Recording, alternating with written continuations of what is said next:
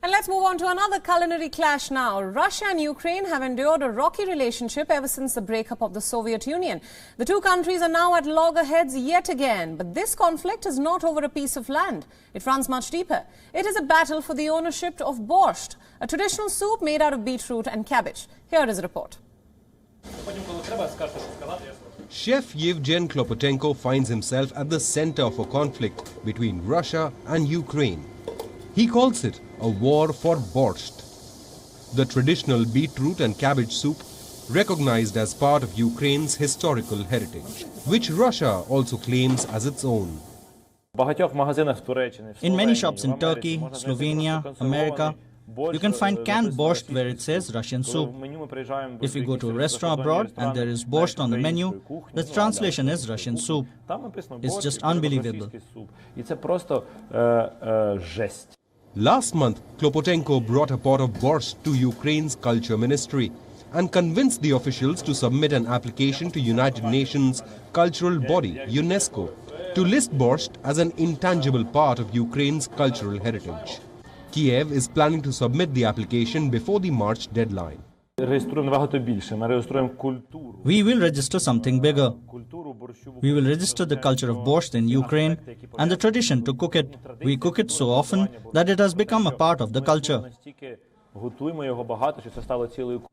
The Russian government soon followed, calling borscht one of Russia's most famous and beloved dishes and a symbol of traditional cuisine. Moscow claims the soup is a national food not only in Russia and Ukraine, but also in Belarus, Poland, Romania, Moldova and Lithuania. But for Ukrainians, the battle over borscht is really about Ukraine's identity. We must explain to the world that it is precious to us. For us, it is precious in our hearts and souls. Ukrainians fear that after the breakup of Soviet Union, Russia is trying to appropriate the entire culture of Slavic region for Moscow.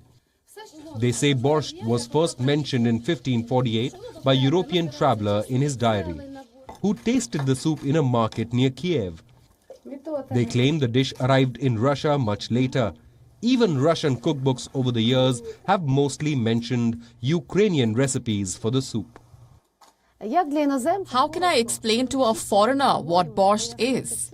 I always tell a foreigner that it is a dish that I ate almost immediately after my mother's milk. This is the first dish. This is a dish that I eat every day, which I cook for my children and my family. For UNESCO recognition, Ukraine does not have to show that borscht is exclusive to their country, only that it is entwined with their culture in things like weddings and funerals, and that it is consumed widely. Close to a dozen Ukrainian towns and numerous restaurants are also named after the soup. Things get complicated, as the soup holds an equal significance in Russia as well. Bureau Report, WION World is One. Co-presented by Skoda. Simply clever.